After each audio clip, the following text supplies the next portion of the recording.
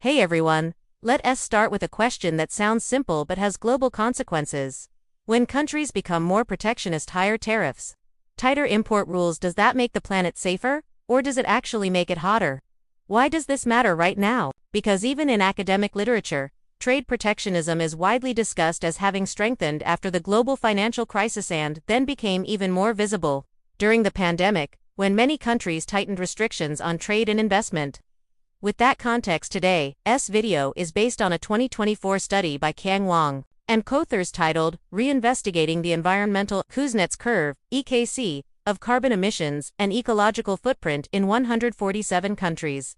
A matter of trade protectionism. Okay, let's get into the core idea. The study builds on a classic framework in environmental economics, the Environmental Kuznets Curve, or EKC. The EKC suggests an inverted U relationship between economic growth and environmental degradation. Early in development, pollution rises as output and industrial activity expand. But after a certain turning point, pollution can decline as technology improves, the economy shifts toward cleaner sectors, and environmental regulations become stronger. But here's the very 2020s twist the authors add. What if the world is no longer operating under the assumption of relatively free trade? If protectionism is rising, then the usual growth environment pathway could shift. That's why the paper asks three focused questions. First, does the EKC still hold globally? Second, what role does trade protectionism captured through trade openness play, and is the effect non-linear? And third, do these effects differ across income groups?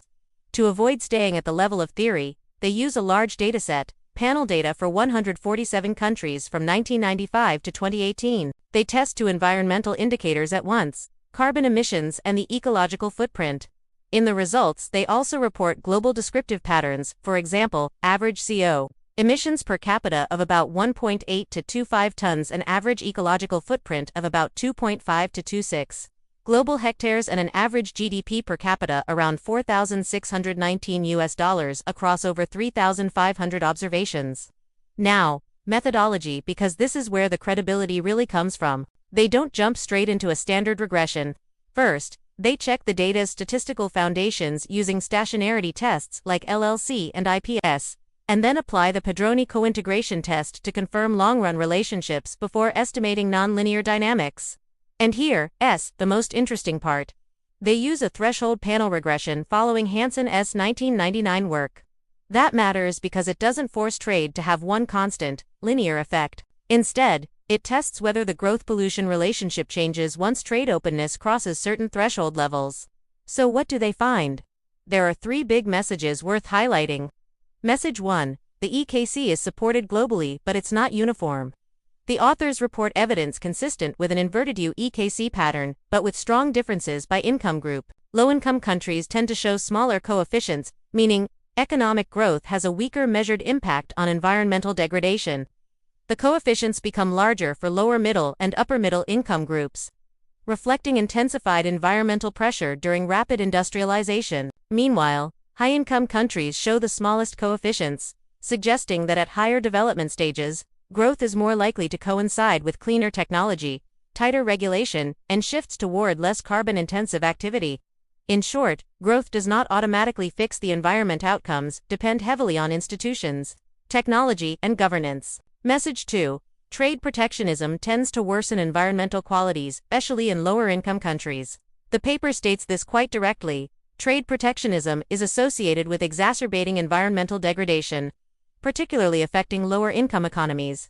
The discussion links this to the idea of pollution havens. So if someone claims protectionism is green because it reduces the flow of goods, this study is essentially saying, it's not that simple, and for many developing economies, the relationship can be harmful. Message 3. This is the most current takeaway. Trade effects are nonlinear, with real threshold points.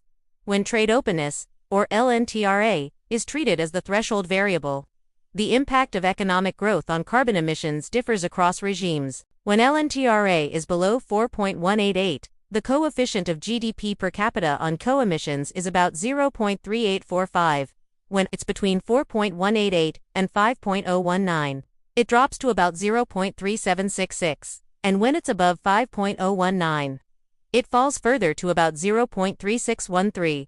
Their interpretation is clear.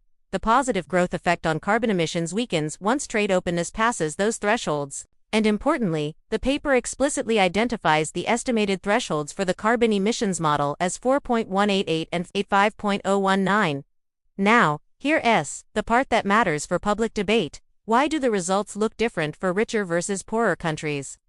The authors emphasize heterogeneity. In high-income countries, greater trade openness is associated with a weaker growth environment penalty, meaning trade can align more easily with environmental improvement when supported by advanced technology, stricter regulation, and cleaner economic structures. But in middle and low-income countries, trade openness is more likely to contribute to environmental degradation consistent with the pollution haven hypothesis, where polluting, energy-intensive production expands in places with weaker regulatory capacity or limited access to clean tech.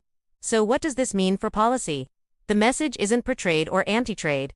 The message is that trade architecture must be compatible with a green transition. The study calls for stronger cross-country collaboration to balance economic progress with environmental protection, especially through mechanisms that support developing economies.